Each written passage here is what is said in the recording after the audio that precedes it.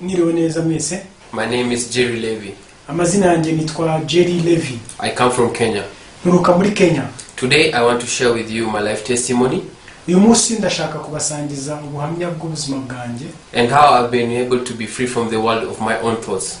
Ukuntu nabashije kuva mu isi y'ibitekerezo byanjye. But first, let me read from the book of 2 Timothy chapter 2 verse 13.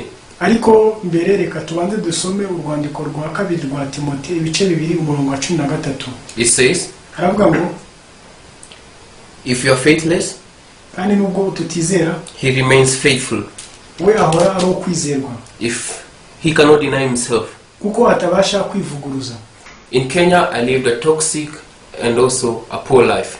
Muri Kenya nari mbayeho ubuzima buciriritse kandi ubuzima butari bwiza. I was so angry with the events happening in my life. Ntabwo nari nishimiye buri kimwe cyose cyambagaho mu buzima bwanjye. This caused me to isolate myself, Ibyo byatumye mbaho ubuzima bwo kwigunga, close my heart towards others, fungira umutima abandi, also believe in my own thoughts, kandi ngumya kwiringira ibitekerezo byanjye. my moral sensitivities, and also my understandings. Kubaho ubuzima butunganye ndetse nuko numvaga ibintu. With this, I always felt scared to open my heart towards others. Kubera ibi nabagaho ubuzima mfite ubwoba bwo gufungura umutima abandi. Because of the experiences I had in the past. Kubera ibyo naraciye mu hahise. Even though I was told by others that I am arrogant, Nubwo nabwirwaga n'abandi ko ngira umutima wo kwishira hejuru, I never cared about what they said. ntabwo najyaga nita ku byo bavuga. Because I always felt that if I'm connected to people, Kuko nahoraga ntekereza ngo igihe cyose nzaba mfitanye ubusabane n'abandi, the more problems and also difficulties that I will have inside of my heart. igihe cyose bizatuma mbaho mfite ibibazo ndetse n'amakuba mu mutima wanjye. Even in small issues and also challenges, No mu bintu bito cyane, I really never wanted to face them. numvaga rwose ibyo ntashaka guhura nabyo. So I decided to leave everyone and also just live alone. Rero nahisemo gufata umwanzuro wo kureka ibintu byose nkabaho ku bwanjye. I did all this just to shield my heart. Ibyo byose nabikoraga kugira ngo ndinde umutima wanjye. Because I thought my heart is really important. Kuko natekerezaga ko umutima wanjye ari ikintu cy'ingenzi. If I don't protect my heart, I'm going to suffer. Niba ntabashije kurinda umutima wanjye nzabaho mbabaye. But my loop-sided thought always made me to live in tremendous pain. Ariko ibitekerezo byanjye nk'ibyo bimeze bityo byatumagaho mbaho mu mubabaro ukabije cyane. Not only me to live in pain, Atari kuba gusa mu mubabaro gusa, but my family, inshuti zanjye, my friends, umuryango, because I was always kept, and also my thoughts always kept me in my fears. igihe cyose ibitekerezo byanjye byampezaga mu bwoba. But I'm so happy. Ariko ndishimiye umunsi I had the chance to listen to the mind education. nagize amahirwe yo kumva inyigisho zijyanye n'imitekerereze. Actually, I read one book. Mu by'ukuri nasomye igitabo kimwe. It's called The Heart Store.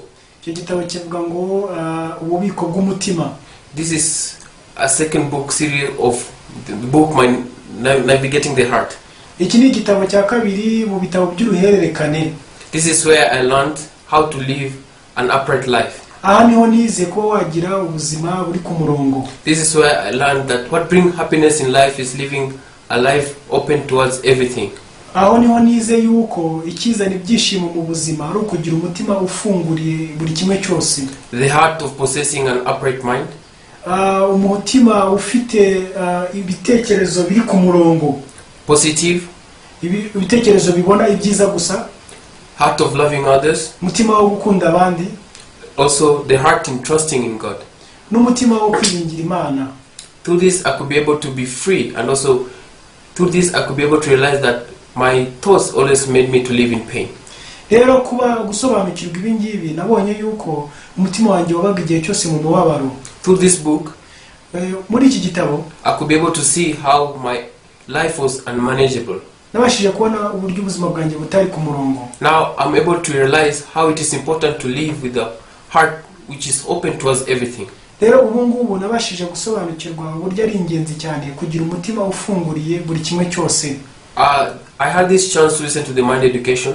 Nagize aya mahirwe yo kumva izi nyigisho z'imitekerereze. And through this mind education, kandi muri izi nyigisho z'imitekerereze, I've been able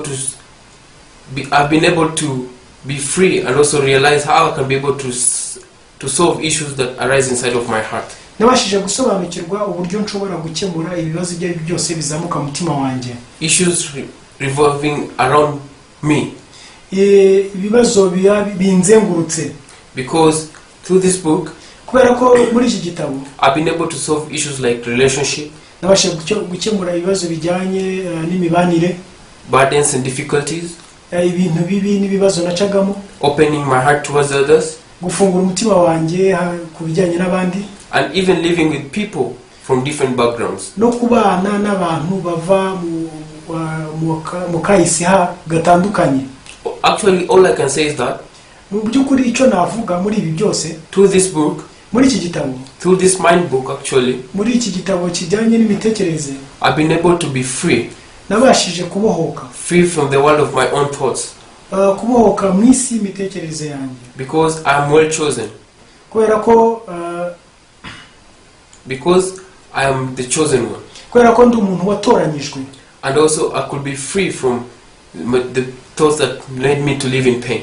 kandi nabashije kubohoka ibitekerezo byatumaga mbaho mu mubabaro. Just like I read in this book, nkuko nasomye muri iki gitabo, from 2 Timothy chapter 2 verse 13, nkuko twasomye muri Timoteyo wa kabiri ibice 13, even though I've been faithless for a long time, nubwo nabaye umuntu utari wo kwizerwa igihe kirekire, even though I felt like these issues that I have in my life cannot be solved, nubwo natekerezaga ko ibibazo byinshi nari mfite mu mutima wanjye bidashobora gukemuka, but through the mind education I've been able to receive grace, ariko mu nyigisho zijyanye n'imitekerereze nabashe kwakira ubuntu, the grace to be free from my thoughts, ubuntu bwo kubasha kubohoka mu mitekerereze yanjye, and now I live a happy life, na ubu ndi kubaho ubuzima bunejeje bushimishije, with an open heart towards everything. n'umutima ufunguye ku bw'abandi.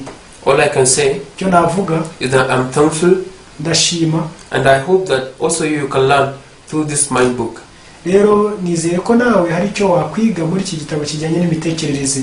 Everyone, Buri muntu wese, I believe that through this book ndizera ko binyuze muri iki gitabo you can be able to be connected to people, and also you can be able to live with an open heart, kuzashobora kubasha guhuzwa n'abantu kandi ukagira umutima ufunguye, just like now I'm living an open life with an open heart towards everything. nk'uko ubu ngubu uyu munsi mbayeho mfite umutima ufunguye kuri buri kimwe cyose. Today I'll finish by here. Uyu munsi reka nsoreze hano. Thank you very much.